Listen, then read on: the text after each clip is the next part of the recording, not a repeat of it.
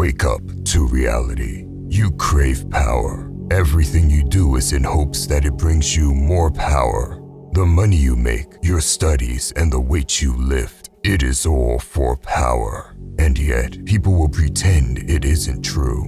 Most people are powerless worms that pretend they are too moral to seek power. Pathetic. We all want more power without exception, but power has a bad reputation. People are reluctant to talk about it, and ambition for power is considered taboo. This is not done by accident. Making the search for power a taboo is the best way to keep people powerless. But power is so essential that without it, you can affect nothing, do nothing, and change nothing.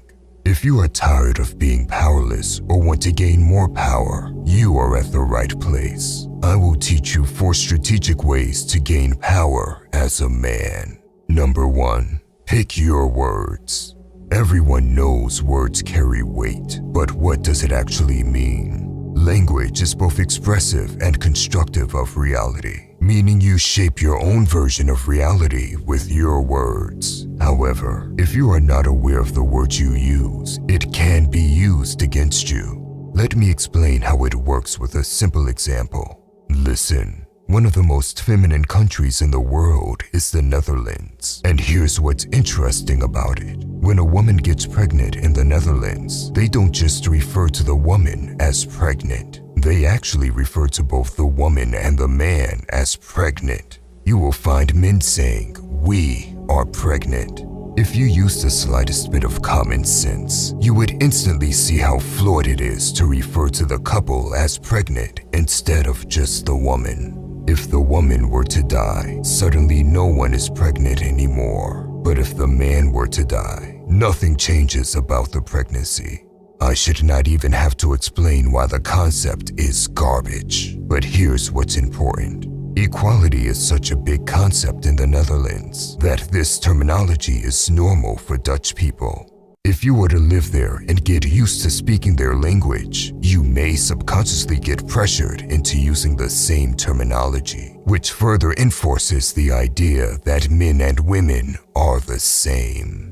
Even if you know men and women are not the same, using their words will shape the opposite reality. That is why it is extremely important to choose your words carefully. If you know there are only 2 genders instead of 500, why would you ever use terms like cisgender or other words that are made up? Not only do you make their idea a reality, you also set yourself up to be destroyed in a debate. You see, when someone baits you into using their words, you are playing on their terms. And when you get people to use your choice of words, you hold a degree of power over them. More on the art of speaking will be covered in the future. Make sure you subscribe so you don't miss it. Number 2, never appear too perfect. This is where we have seen Andrew Tate mess up. Much of what Andrew Tate did was play a character, and the character he portrayed appeared to be flawless. There's a lesson to be learned here. Tate never mentioned having any flaws or shortcomings. Instead, he made everything seem effortless and made it appear as if he outperforms every man on the face of the planet. Do not misunderstand it. Making your efforts seem effortless is an effective strategy, and Tate used it well along with other strategies for power. But it does not mean you should appear to be perfect. Humans are flawed and always will be. So when you appear to be perfect, people will want to test it. It makes you a target to lurking enemies in the shadows. Now, you can beat them to the punch by admitting some minor imperfections. A good example of someone who does this well is David Goggins. This man is regarded as the mentally toughest man in the world. Whether he actually is the toughest man or not does not matter. What's more important is that he admits to having moments of weakness. You will hear him mention how there are moments where he struggles putting on his shoes on days he doesn't feel like running.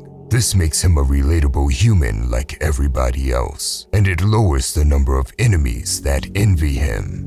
Number 3, detach. There is great power in detachment, meaning you should know when to take a step back and disengage from a situation.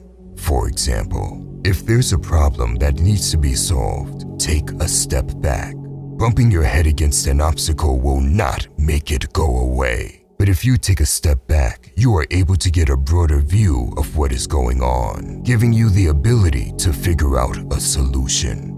It is much the same reason why you will see artists take a step back from their painting. They broaden their viewpoint instead of zooming in on it. This gives them more clarity to create their art. The same goes for when you are getting emotional. Detach from your emotions. Take a step back and try to see why you are feeling these emotions and where it leads you if you let the emotions control you.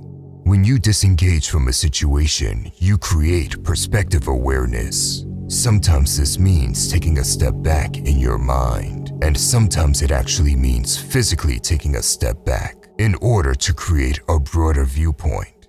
Number 4. Use people's emotions to your advantage. Most people are a slave to their emotions. They have no emotional control.